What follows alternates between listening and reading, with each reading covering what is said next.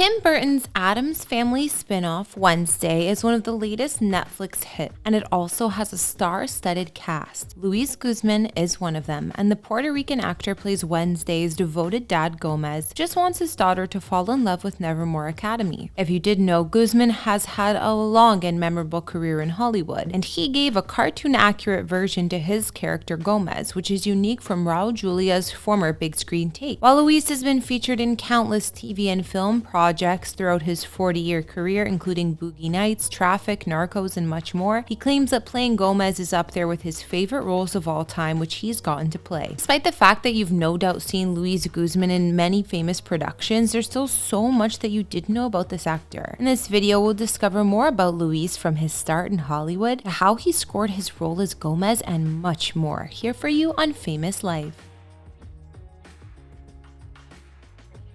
Luis Guzman was born on August 28, 1956 in Calle, Puerto Rico, and was raised in New York City's Greenwich Village neighborhood in the Lower East Side of Manhattan. His mother, Rosa Cardona, was a hospital worker, but his biological father's identity remains unknown, and Luis was mainly raised by his stepfather, Benjamin Cardona, a TV repairman. In fact, in an interview, he explained that his mother, Rosa, traveled to New York 15 minutes after his birth. Luis graduated from the American University and soon after began his career as a social worker. However, when he was in high school, he caught the acting bug by doing a high school production of Bye Bye Birdie. So while he was working as a social worker at the Henry Street Settlement House in downtown Manhattan, he decided to moonlight as an actor. Luis would become heavily involved in street theater and local productions, including independent films. Around the same time, he became active in local political causes and used street theater as a means of spreading the word on issues that affected the community. Luis spoke about his passion for acting, saying, "Never thought about pursuing acting as a career. Back then, we were mainly performing at block parties. It was a labor of love, and it was a lot of fun. The best I thought I could do was maybe make a few extra bucks on the side. All I really wanted to do was earn enough to buy myself a used car so I could drive out to Orchard Beach at the weekend. The whole thing is a complete fluke." Luis's first movie role was reportedly a non-speaking part in the 1977 film Short Eyes, which was based on a play of the same name written by a friend in the Nuyorican poetry scene. Eventually, he made his film debut with a role in the independent feature Variety in 1983, and from there, he began to work on a wide-ranging career, though at first, he was cast to play nameless heavies and thugs. It seems that Luis also credits his career as a social worker as the reason he started acting too. Apparently, he got one of his first acting opportunities while looking for a missing youth from his social work program. A friend Luis met unexpectedly encouraged him to audition for a part in the 1980s hit TV show Miami Vice. That guest spot that Guzman scored ultimately opened the door to further parts in big-budget movies and TV. He appeared in numerous small roles, such as playing bad guys in movies like Crocodile Dundee 2 and Family Business in the late 80s, while branching out to the other side of the law in crime drama Q&A. Luis went on to be a supporting player in The Hard Way in 1991 and McBain that same year, and appeared on the small screen too in shows such as Law & Order, NYPD Blue, and more. He went against his usual type and played the friend and co-worker of a struggling utility worker, Matt Dillon, in Mr. Wonderful in 1993. He also finally got a chance to steal some of the spotlight that same year when he landed a significant supporting role in the drama flick Carlito's Way. Luis portrayed the right-hand man of a former criminal struggling to go straight, played by Al Pacino. Following this, Luis played a man smuggling Central Americans to work in U.S. sweatshops in The Cowboy Way, and then he was in some more under-the-radar projects, including The Substitute and Stonewall, and more. Luis was developing into a well-known character actor in Hollywood, who was equally capable performing in both comedies and dramas. His future was looking bright when he began working with the likes of directors Paul Thomas Anderson and Steven Soderbergh, both of whom used Luis a lot in the film Boogie Nights in 1997 and then in Out of Sight a year later in 2000's Traffic. Anderson was the first to hire Guzman when he cast him as a club owner in his breakthrough Boogie Nights. And then Soderbergh cast him in Out of Sight with a small yet memorable role as a gay prisoner helping a bank robber who's also in jail. Then Luis was in two more Soderbergh films, The Limey and Traffic, alongside Don Cheadle for the latter.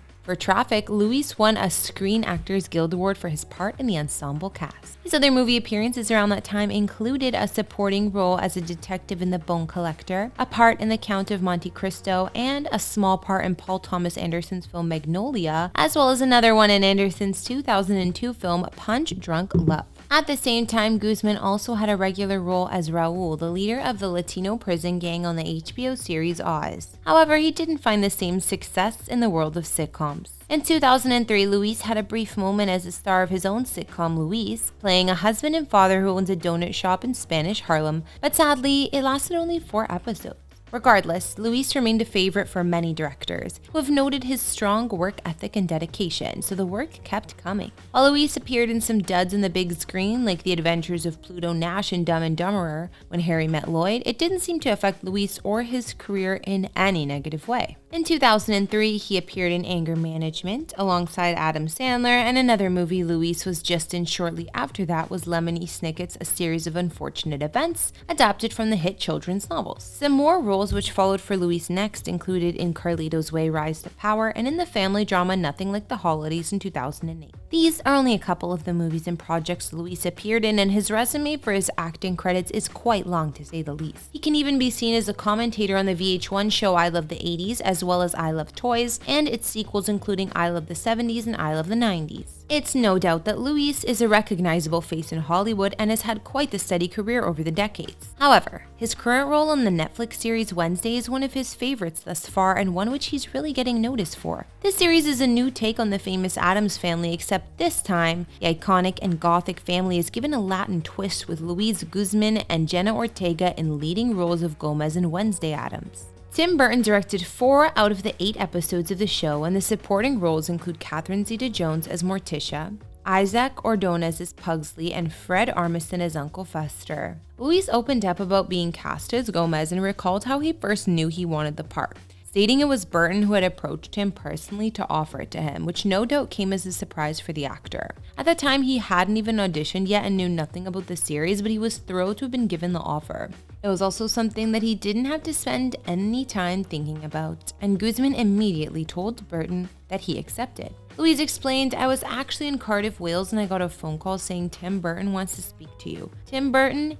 Yeah. So we zoomed the next day and he said, "Hey man, we're doing this thing about the Addams family." And I was like, "Oh wow, cool. I don't know what's gonna happen next." And he said, "I'd love for you to play Gomez." And I go, "For real? Really? Okay, alright, let's do it." Luis gave his own take on Gomez for the show, which is said to be a more cartoon-accurate version than the big screen one, which Raul Julia gave to the character in the past, so they are different in their own way. This version of the Addams family also has a Latin undertone to it, and the storyline has Latin details throughout. These stem from Gomez himself, whose family migrated from Mexico, beginning with his ancestor, Goody Addams. The seamless way in which Wednesday integrated Latin culture is one reason why Guzman ranks his role as Gomez as one of his top 3. The actor also explained that he knew the series was something special when he saw the script, and that the quality of the writing also made this project a no-brainer. He said, "I got the script, I read it, the writing is, the thing about this Addams family, it's not about slapstick. The writing is so good, it's so funny, the delivery, and it makes it funny. That's really what sold me."